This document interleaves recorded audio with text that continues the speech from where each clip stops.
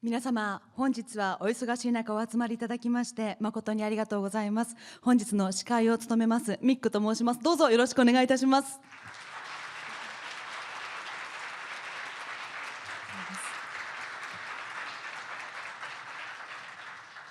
皆様、本当にお忙しい中お集まりくださいましてありがとうございます。ただいまより来年2022年秋に公開となります新海誠監督最新作の制作発表会見を始めさせていただきます。少年少女の物語を圧倒的映像美と心揺さぶる無二の音楽で紡ぎ出すアニメーション監督新海誠。空前の大ヒットを記録した君の名は、そして続く天気の子は日本を代表する世界的アニメーション映画としてエンターテインメントの力を見せつけました。そして2022年、最新作のタイトルはすずめの戸締まり。全世界待望の最新作がそのベールを脱ぐ時を迎えました。映画本編は来年秋の公開に向け制作真っ只中です。本日は新海誠監督ご本人から最新作についてお話をいただきたく思います。なお、受付にて皆様にお配りした資料は本日解禁となりますビジュアルと作品概要です。ぜひ本情報を取り扱いいただく際にはこちらをお使いいただければ幸いです。本作に関わるすべての情報および会見の内容はこの会見の終了をもって解禁とさせていただきますので、どうぞご了承くださいませ。それでは早速ご登場いただきましょう。皆様大きな拍手でお出迎えください。新海誠監督です。どうぞ。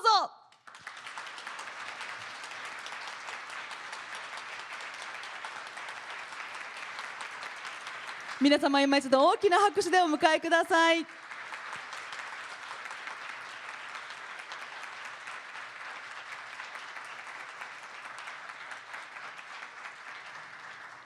本当に大きな拍手をありがとうございます。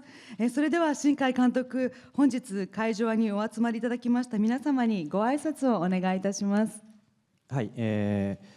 皆さんこんにちは。お忙しい中わざわざ足をお運びいただき本当に感謝いたします。アニメーション監督やっております新海と申します。今日はなるべく楽しい時間にできればと思いますので、どうぞよろしくお願いいたします。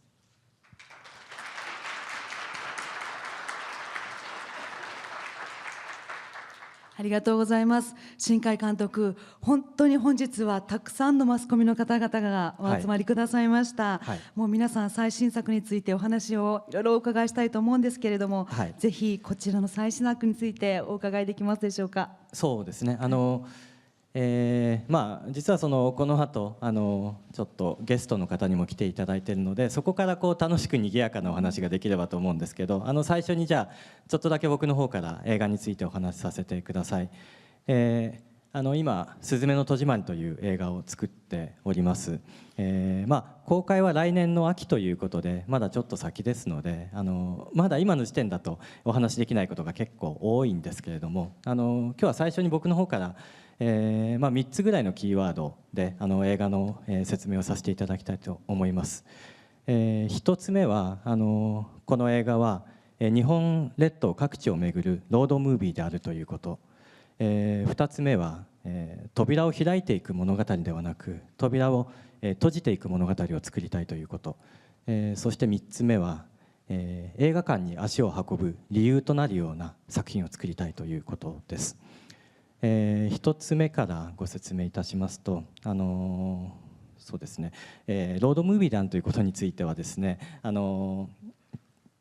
えばですね、この映画は、日本全国広く舞台とした、冒険物語です。で君の名はや天気の子のような映画を作ると、各地に舞台挨拶に伺うんですが、そうするとですね映画を見終わったお客様から次は僕の街を私の街を舞台にしてくださいというふうに言われることが多いんですね。毎回嬉しいんだけどでも、全部は出せないしなどうしようかなって思っているんですけどもただ今回は、ロードムービーとすることで、ちょっと欲張りをして、各地のさまざまな風景であったり魅力的な人々であったり特別な出会いであったりを描くことができるのではないかというふうに考えました。ですからちょっと今回は欲張った映画になっています。2つ目の扉を閉じていく物語ということ、なんかすごい皆さん打ってらっしゃいますけど、早すぎますか喋るの、もうちょっとゆっくり大丈夫ですかね。扉を打っていただいて全然いいんですよ。扉を閉じていく物語を作りたいということについてです。どんなことでもそうですが何かを始めることより終わらせることの方が難しいと思います。映画作りなんかまさにそうですし、そうですね、多くのお仕事がそうでしょうし、あるいは恋愛であったりとか家族関係であったりとか生活の中でも終わらせることの方が難しいということはあるでしょうし、あるいはもしかしたら僕たちの、少子高齢化が進んでいくようなこの国にとってはいろんな出来事が始めることより閉じていくことの方が難しいのではないかというふうに感じることが多くなってきました。ですので今作るべきは今もしかしてお客さんが見たいのはいろんな可能性をどんどん開いていくような物語ではなくて、一つ一つの散らかってしまった可能性をもう一度きちんと見つめて、あるべき手段できちんと閉じていく。そのことによって次に進むべき新しい場所を、本当の新しい場所を見つける、そういう物語を、今作るべきなんじゃないか、今お客様は見たいと思ってるんじゃないか、そんなことを考えて、開いていくよりは閉じていく物語にしたいというふうに考えました。なので今回扉なんですね。ちょっと白い扉がここにありますけどロードムービーですので、各地の扉が開いていくことになりますのでさまざまな扉が劇中に登場いたします。お楽しみにしていただければと思います。そして最後に、映画館に足を運ぶ理由になるような作品作りをしたいということについてです。最近そうですね、昨今配信が全盛で、僕自身も寝る前に、今日はドラマのこれを見ようとか毎晩見てるぐらい配信楽しみにしているんですけれども、ただやっぱり劇場映画館というのは人間の持っているある特別な能力を発揮、してくれる場所、発揮させてくれる場所なんじゃないかというふうに思うんですね。その人間の持っている能力、特別な能力というのは例えば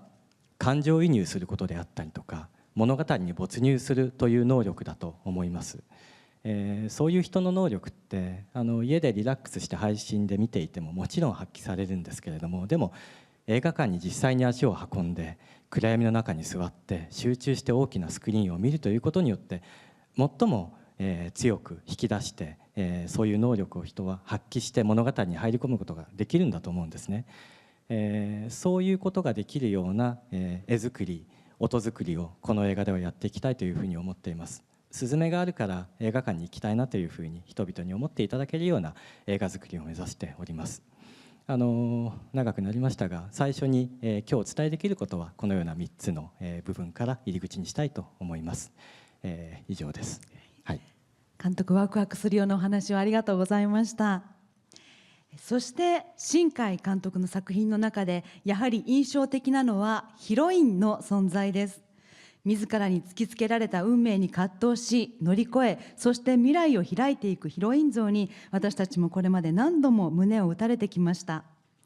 最新作「すずめの戸締まり」ではどのようなヒロインが描かれ、そしてどのようなヒロインが演じられるのか今から楽しみでなりません。それではここからは本日の特別ヒロインゲストにもご登場いただきましょう。皆様、ステージ中央の扉にご注目ください。それでは盛大な拍手でお迎えください。映画「君の名は」にて宮水光葉役を演じられました上白石萌音さんです。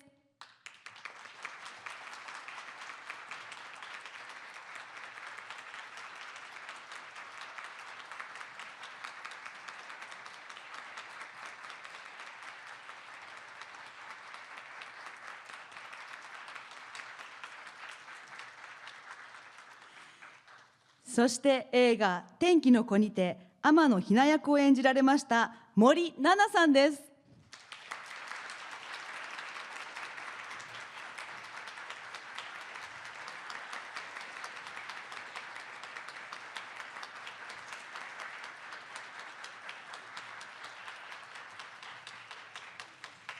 その前にご挨拶をいただきたいと思いまして、改めまして本日は映画「君の名は」にて宮水光葉役を演じられました上白石萌音さん、そして映画「天気の子」にて天野ひな役を演じられました森七菜さんにもお越しいただきました。改めまして会場の皆様にご挨拶をお願いしたいと思います。上白石さんからお願いします。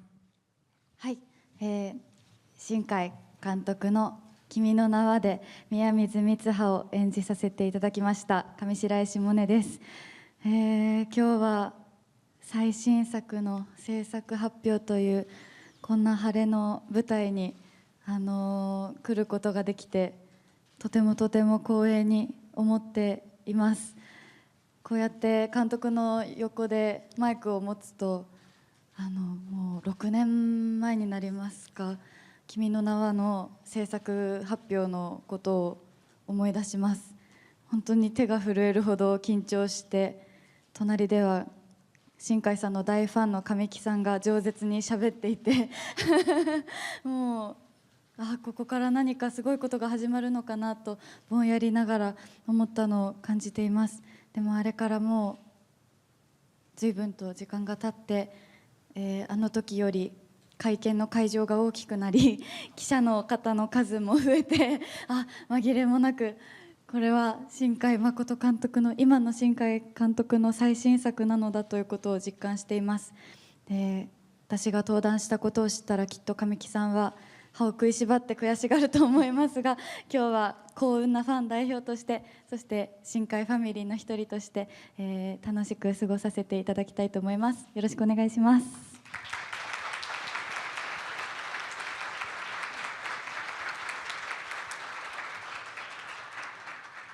それでは森さんお願いします。はい、天気の子で天野ひな役を演じさせていただきました森七菜です。本当に監督とお会いするのも久々で、こんなにたくさんのフラッシュを焚いていただきながらお話しするのは久しぶりでちょっと緊張するんですけれども、私ももうでも3年前に私は今はもう上京してきたんですけど、あの時よりはまだ本当に何も知らないような田舎の大分の子だったので、そんなよく新海さんを選んでくださったなと改めて思いながら次の作品をすごい今楽しみにしています。今日は皆さんに、お話できることは限られるかもしれませんけども、もうできるだけ私が見たできるだけ全ての魅力をお伝えできるように頑張ります。よろしくお願いします。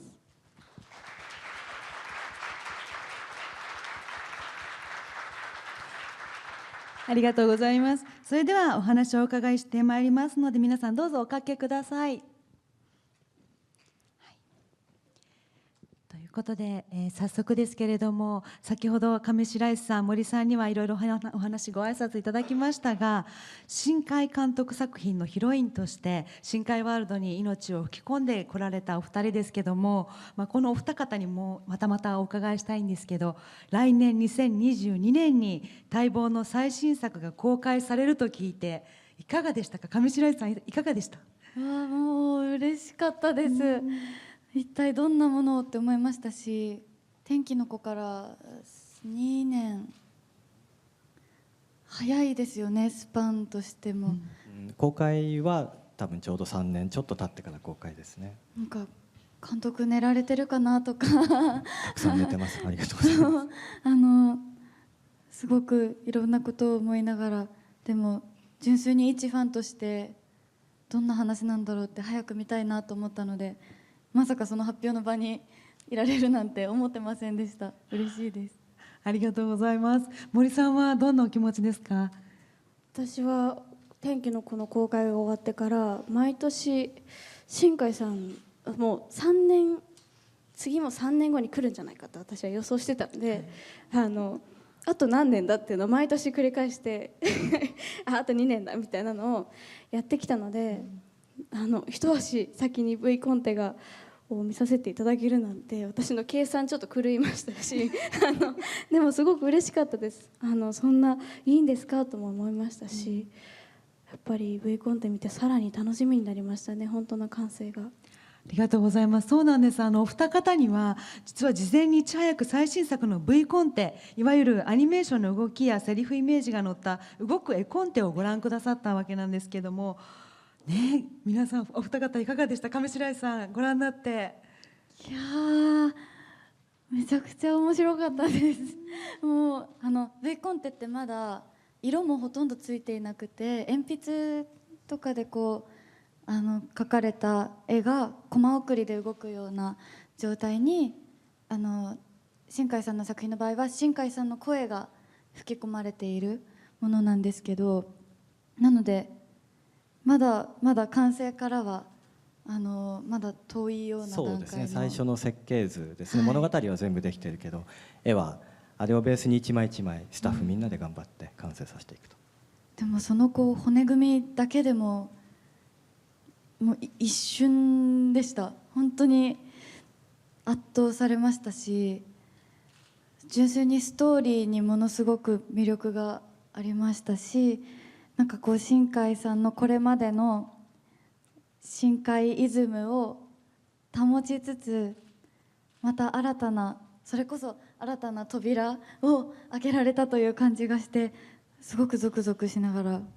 あっという間に拝見しました。ありがとうございます。森さんもご覧になっていかがでしたか？私びっくりして、なんかこう今までの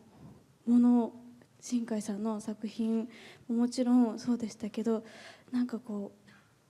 の続々とか、なんか迫り来る、なんか自分でも分かんないような鳥肌が立ったりとかする感覚がすごくなんかいい意味で気持ち悪くて、気持ちがこう自分でも分かんないところで動かされてる感じとか、でもそこはなんか天気の子とか君の名は今まで見てきて、やっぱりすごくその作品を見た前後も余韻があるし、なんかその新海さんの作品が公開された年はなんかやっぱ新海さんが いるからこそのなんかこうその年の色っていうのをちゃんと自分になんかある気がして、一本の映画でやっぱ1年が変わるって雰囲気がすごく感じるので、その感じをすごく懐かしく思い出したというか、なんかまたや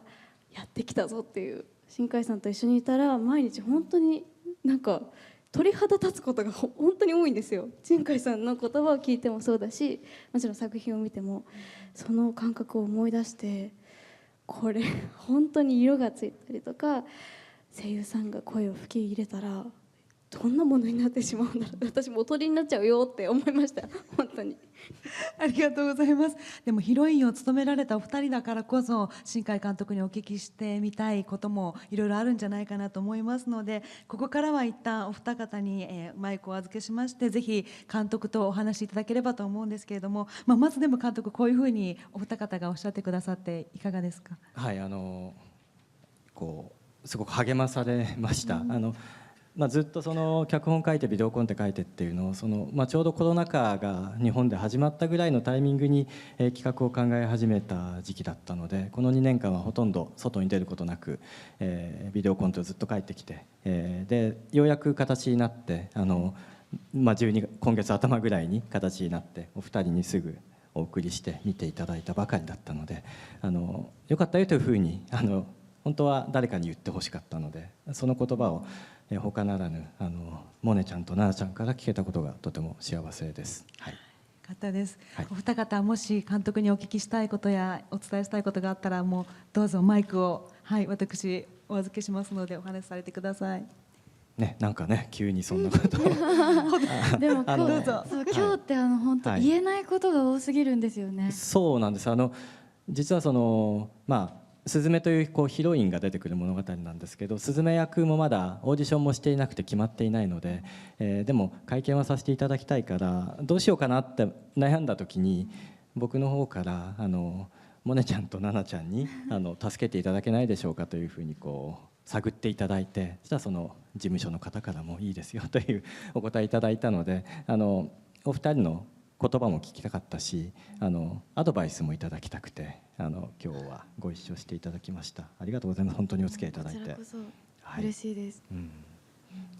はい、そうか、そう言えないことがたくさんあるんですけど、でもまあスズメと2人の共通点がまあ一つ、これは言えることですかね。はい、西の方の、はい、はい女の子で、最初聞いた時はやっぱり私たちのことすごい好きなんだなって思いました。すずめちゃんが九州からそうなんです旅を始める話なんですね。そうです、九州出身の女の子で、そうだね、鹿児島ご出身でいらっしゃって大分でいらっしゃいますもんね。はい、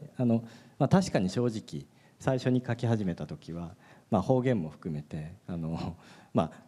近奈々ちゃんとずっと一緒にいたから奈々ちゃんの声が聞こえていたしスズメからは、旅を続けるに従ってだんだんモネちゃんの声も混じってきてみたいな、そんな感じで、ただまだね、これからオーディションしていかなければいけないので、どういうふうに探してどんな子にしたらいいですかっていうことも今日2人からアドバイスを聞きたいなというふうに思っております。はい、私たちがそこにアドバイスするんですね。いつもオーディションで選ばせていただいて、直接そのブースに入ってセリフの掛け合いも僕はやらせていただく時もあるし、相手役が決まっている時は相手役の方とやっていただく時もあるんですけど、例えばオーディションって僕自身は受けたことがないので、受ける時ってどういう気持ちで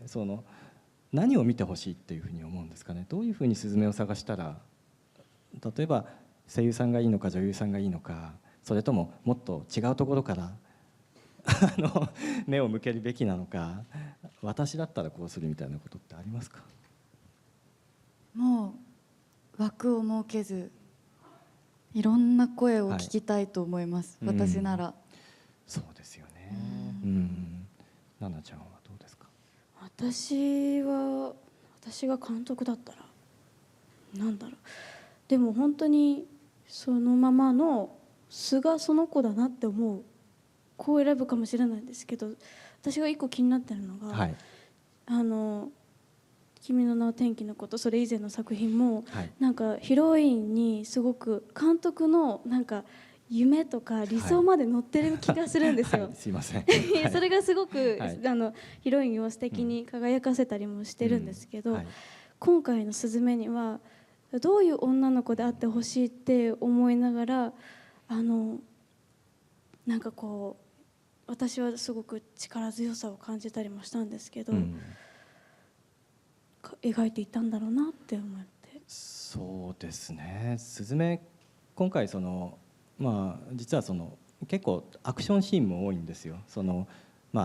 ある存在と戦う女の子だったりもするので、僕はあんまりそういうアニメーションを描いてこなかったので、すずめもどういう子だったら、例えば日常生活、現代が舞台ではあるんですけど、でもやっぱり戦うのでいろんな怖い思いもしなければいけないわけですよね。ガードレールを飛び越えたりとかもしなければいけなくて、そんな時にそうだな、例えば奈々ちゃんだったら、あるいはモネちゃんだったら、それが17歳ぐらいの時であったらどれぐらいの勢いでガードレールを飛び越えられるんだろうとか、そんなことからもちょっとよく分からなくて、だから自分でとりあえず仮の声を叫んだりしながら、自分がもしそのぐらいの年齢の女性であったりしたら、このぐらいの勢いのアクションができるんじゃないかとか、そんなことを自分に問いかけながらやってきたんですけど、これから先はきっとオーディションを通してもっとすずめのことを教えてくれる人と出会えれば、そうすればこういう子だったんだっていうことが最終的に腹に落ちてくるような気がするんですが、まだちょっとね掴みきれていないなっていうのはありますね。君の名の時はモネちゃんが教えてくれたし、天気の子の時は奈々ちゃんがひなを教えてくれたので、教えてくれる人と出会いたいですよね。さっきも奈々ちゃんと言ってたんですけど、受けないってオーディション。オーディションですか。神木君もね、天気の子のオーディション俺受けますよって言ってて、頼むからやめてほしいっていうふうにお願いしたんですけど、お二人がオーディションにいらっしゃったらちょっと僕はパニックになってしまうだろうし、あとね、オーディション強そうじゃないですか、勝ってしまいそうな決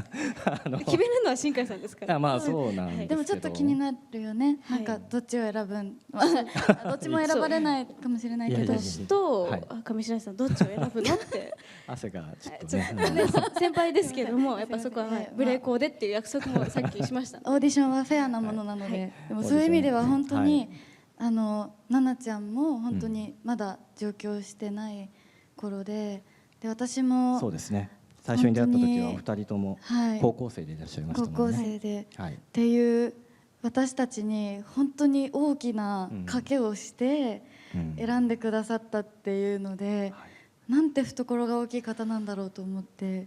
いやいやいや、賭けというか、その僕たちの作品が2人からいただいたものの方がはるかに大きいので、やっぱりある種の確信があって、今みたいにまだオーディションもやってない段階だとスズメって全然わからないって思うんですけど、でもやっぱり声を聞いたら分かる瞬間があるんですよね。あ、この人なんだって分かるから、分かったらあとはきっとたくさんのものをくれるんだろうなと思うので、賭けという感覚はなかったですけれどもね、今に至るまでまさかね、最新作の記者発表まで助けてもらうとは予想していなかったですけど、本当にお力いただいてばかりです。はい、上白石さんはその本作ご覧になった後ってどんなお気持ちになられました？なんかいろいろあるけど、なんか解決しないことってないのかなっていうか、それもう明けない夜はないというか、やっぱり今もやっぱり不安定な世の中で常に不安があって、どんなに幸せな時も明日がどうなるかって分からなくって、でもこう明るい明日を信じてみたいなって思わせてくださるような、そういうこう前から引っ張ってくれるような、そういう前向きな終わり方で、私はとっても勇気をもらいました。だからこれに新海さんの色彩が乗ると、またよりすごい訴えてくるものがあるんだろうなと思って。で、なんか新海さんの作品見た後って、こう街が本当に新海さんの映画みたいに見えるんですよ。なんか何でもないと思ってた道路がすごい綺麗って思えるようになったりとかして、それと一緒で、多分この作品見た後は全部の扉を開け閉めしてそこを通過するたびにすずめちゃんのことを思うんだろうなって思うくらい、壮大なんですけどめちゃくちゃ身近で、自分の物語として見られるような感覚がありましたね。ありがとうございます。森さんはいかがでしたか？私はなんか本当にいつも思うのが、なんか年を重ねるにつれ、なんか悩み事が増えてるって感覚がちょっとずつあって、でこんなに持ったことない、なんか初めて20歳の自分をやるし、こんなに持ってる自分をやるから、いつもその悩み事のなんていうの、解決の仕方も持ち方もわからないけど、でもなんかそれを本当に扉に閉じ込めておくこともできるって思って、それが多分一番楽で何も考えないで済むけど、でもこの作品を見た時に、扉を開けて、それをこうどんなに強い風が吹いても、こう自分を揺るがす事態が起きても、ちゃんとなんかこうぶつかり合って、なんかなんだろう、本当に心と心でぶつかり合っていけば、どうにかこう自分の納得いく形かわからないけど、その何か結末が待ってるっていう、それの後にそう自分がどう対応していくかもあるかもしれないですけど、なんかそういうのの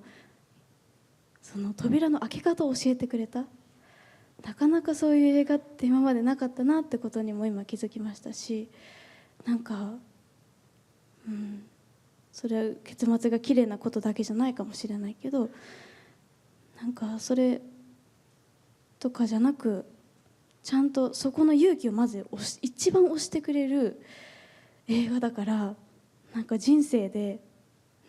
今見たら最高な、今ポイントに一番ガチってきたなって思ったんですよ。すいません、話が長くて。でも本当に、いろいろ教えてもらうことが多かった作品だなと思いました。ありがとうございます。新海監督、もうすでにお二方はすごくたくさんのものを受け取っていらっしゃいますが、そうですね、結構そのスズメにも大変なことが起きるし、その旅をする場所、日本にもいろんな大変なことが起きる物語だったりするんですよね。でそれを僕たちの人生にも大変なことが常に起き続けてるわけじゃないですか。社会にも起きるし、で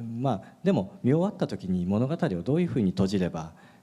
きちんとそれこそ扉を閉じたことになるんだろう、無責任に映画を始めて開けっぱなしで終わらせなくて済むんだろうということはずっと悩み続けて、この2年作ってきたので、ですので2人から今いただけた言葉というのはそうですね、締めた上で何か新しい風景がっていうニュアンスに聞こえたので、すごくやっぱり励まされました。今日来ていただけて嬉しかったなというふうに今思ってます。はい、私天気の子見た後にもうすぐ晴れるようをすごい真似しちゃったんですよ。であと君の名はとかも入れ替わってるっていうのを真似されたりとかすることが増えたんですけど、なんかこれ見たら多分朝仕事行く前に鍵する時に絶対真似しちゃうと思いますそういう一緒に一生日常を一緒に過ごしてくれるようなお守りみたいな作品になる気がします。本当にますます、ね、皆さんも公開が待ち遠しくなられたんじゃないかなと思いますが、お三方本当に楽しい、そして貴重なお話をありがとうございました。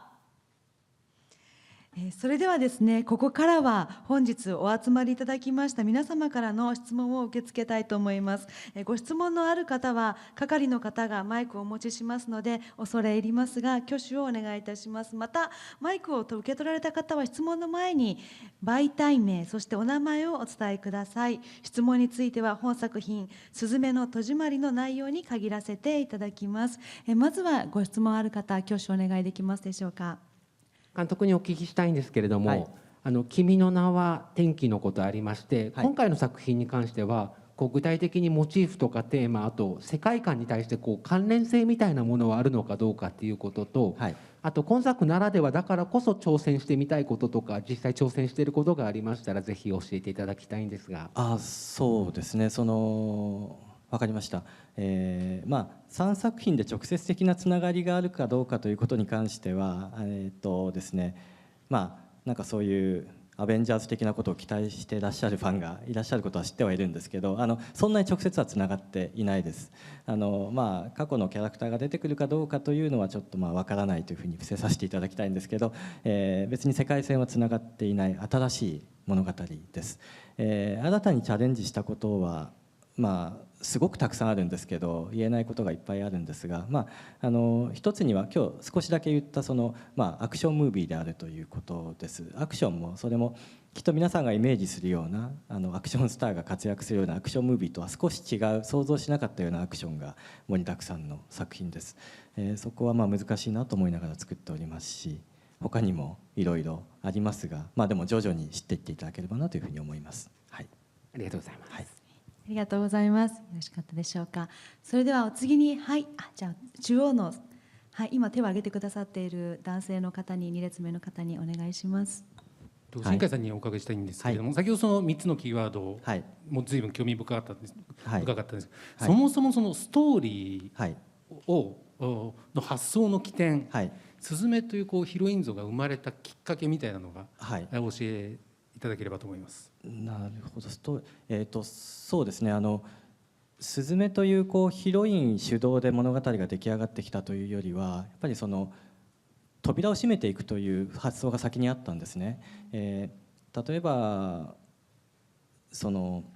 随分ですね、例えば僕が実家長野なんですが、実家に帰ったり、あるいは各地の舞台挨拶に日本中回ったりすると、少し寂しい風景が増えたなと実感することが多くなったような気がします。人が減ってきて、その分緑が増えて獣が増えて、それはどこか凄みのある風景ではあるんですが、ただ、かつてたくさん人が歩いていただろう風景がだんだん寂しくなってきてしまった。コロナ禍でも感じました。僕は新宿あたりに住んでるんですが、新宿にこれだけ人がいない景色というのはもしかしたらここ何百年なかったんじゃないかと思うぐらい、ガランドになった景色がありました。未来の風景を眺めるような心持ちにもなったんですが、そういう風景をこの何年か眺めてきた時に、例えば人間というのは新しい土地を開いたり家を作ったりする時に地鎮祭というものを行って、土地の神様に許しを得て、いい家が建ちますようにと、いい家族ができますようにという地鎮祭を行いますが、人が消えていく時は何をするんだろうというふうに思ったんですね。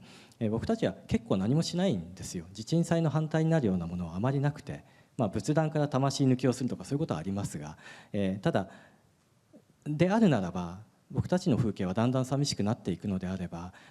どのようにこの風景を閉じていけばいいんだろうということに、興味が向きました。それが扉を閉めていくという物語の発想の起点になっています。これ以上詳しくは言えないんですが、それが最初ですね。はい、ありがとうございます。ありがとうございます。ありがとうございます。それでは他にも一番前の方でジャケット着ていらっしゃる方お願いします。監督の作品はやはりこれまでもですね、やっぱり故郷の長野の風景、空ですとか、あとやっぱご自身のやっぱり過去の恋愛ですとか、そういうものとかいろいろご自身の過去のものが描かれてきた。それはどんどん作品によって広がってきたのは近年かと思うんですけども、この作品でも主人公がある扉を若者に追っていくみたいなちょっとストーリーラインがあったと思うんですけども、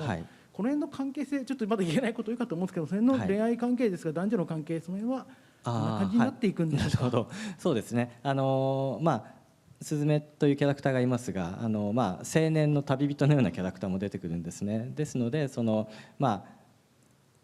年の方が、まだあまり詳しくは言えないんですが年上で青年に憧れるような関係性はあります。ですから人によってはそれは恋愛に見えるかもしれないですよね。あるいは各地を旅していきますので、さっき裏でモネちゃんやナナちゃんと話していた時に、モネちゃんはスズメが子供と遊んでいるシーンがすごく良かったなんて言ってくださいましたけど、各地でいろんなキャラクターと出会っていきます。それはですから友情の場合もあるし、疑似的な親子関係になる場合もあるし、あるいはおじいさんおばあさんぐらいの年の人と出会うシーンもあります。そんなところで君の名が一言で、2人の恋愛関係の物語だったとするならば、すずめの戸締まりに関してはもっと幅広い、年齢も広い、さまざまな人間関係が出てくる映画になっていると思います。いろんなキャラクターがね出てきましたでしょ。はい、すごい楽しかったです。いろんなおもちゃ箱みたいないろんなポンポンポンって出てきて、そうなんです。ギャグシーンもねきちんとたくさん入れたつもりですので、何回も声出して笑いました。監督のギャグセンスが光っていますあんまり自信ないんですけどでも笑っていただけて笑ったよねほっとしましたその幅広い人間関係っていうところでもう一点伺いたいのが、やっぱりこのコロナってことでね、やっぱり人と人とのつながりとか関係とかすごくやっぱり希薄になっていったとか否めないと思うんですよね。今までもちょっと語られてますが、やっぱりその影響、コロナっていうものがやっぱりご自身の作風ですとか、新作に向けた取り組み方とか考え方やっぱり変えた部分ってやっぱ大きかったんでしょうか。そうですね、やっぱり難しい問題で、映画に関して言えば単純にどういう環境で上映できるのかも分かりませんし、なんだろう、そうだな、コロナ禍そのものを舞台にしたとしても映画が公開される時と時期のずれがありますので、例えばキャラクターにマスクをすべきじゃないかということにも随分迷いました。迷った結果、すずめの戸締まりという世界ではコロナを連想させるような部分はなくはないですが、ただコロナそのものを描くことはしていません。キャラクターはほとんどマスクもしていないんですけれども、そういう雰囲気の映画にはなっているんですけど、ただなんだろうな、作っている最中の願いのようなものは込めていると思います。先ほど2年間ずっと部屋にこもって脚本とコントを書いていたと言いましたけれども、できれば本当はロードムービーなんだから各地に行ってその場所に泊まってその空気を吸いながら物語を書きたかった。でもそれは今はできないけれども、この映画が公開される頃には、そういうことを当たり前にできるようになっていればいいなという渇望のようなものはフィルムに込められていると思いますので、そこがお客さんに届けば嬉しいなというふうには思います。ありがとうございました。はい、では続いて3列目の方お願いします。挙手のままでお願いできますでしょうか。マイクランナーさんお願いいたします。監督はですね、人がいなくなった景色ということを言われました。一つ全国にはですね、人が住まなくなった過疎地域の農村の家であったりとか、そういうのも例えば中国地方、また上白石さんと森さんがおられる九州もですね、過疎地域っていうので人がいない地域っていうのが増えてるんだと思うんですけど、そういうのも舞台に出てくるんでしょうか。また廃墟ということになるとですね、イメージしがちなのが東日本大震災の被災地でですね、人が住めなくなっている地域もありますが、作品の詳細には語られないとしてもですね、そういう廃墟の地域の中にそういう過疎地域であったり災害被災地っていうのがあるのであれば教えていただけないかなと思いました。はい、わかりました。リリースの中にも扉が開いてしまってそこが災害の元になるという、設定がありますので、おっしゃる通り、人が住まなくなってしまったその被災地のような場所、その災害の場所というものは出てきます。作品の中のセリフでそうですね、人のいなくなってしまった寂しい場所に扉は開くんだというような言葉があったりします。それ以上の部分はできれば見て楽しんでいただきたいと思いますので今ではお伝えできませんが、そういうテイストのある作品です。よろしかったでしょうか。ありがとうございます。ということでお時間も迫ってまいりましたので、ここまでとさせていただきたいと思います。最後にはなりますが、新海監督からマスコミの皆様と映画の公開を待ち望んでいる全世界のファンの方々に向けて改めて今お話しできるメッセージをお願いします。はい、今日は本当に、お付き合いいただきどうもありがとうございました。モネちゃんもナナちゃんも本当にお忙しいところどうもありがとうございました。すずめの戸締まり、現在スタッフ一同鋭意制作中でございまして、今この瞬間もスタジオで荻窪辺りにあるんですが、みんな頑張って絵を描いてくれていると思います。音楽を作ってくれていると思います。ですので僕はたくさんの人を代表してとりあえず今日はここに立たせていただきましたけれども、アニメーション、総合力ですので、僕たち望みを持ったスタッフが集まって、他では見れないような力のある映画を、この場所から届けたいというふうに強く願っております。公開までまだ少し先ではありますが、どうか、皆さんたくさんの方に見ていただけることを、願っております。今日は本当にどうもありがとうございました。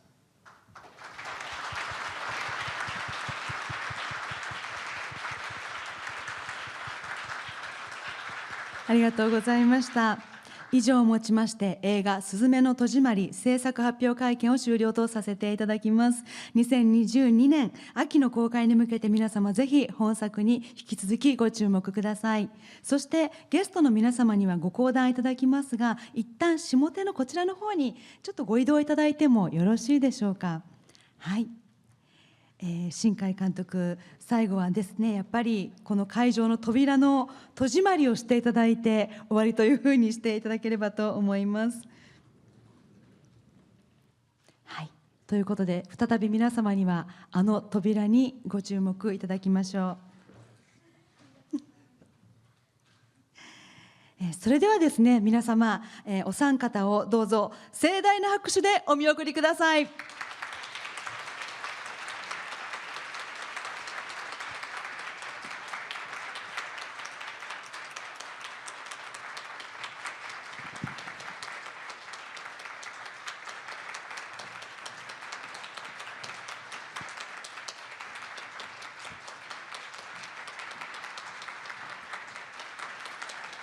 ありがとうございました。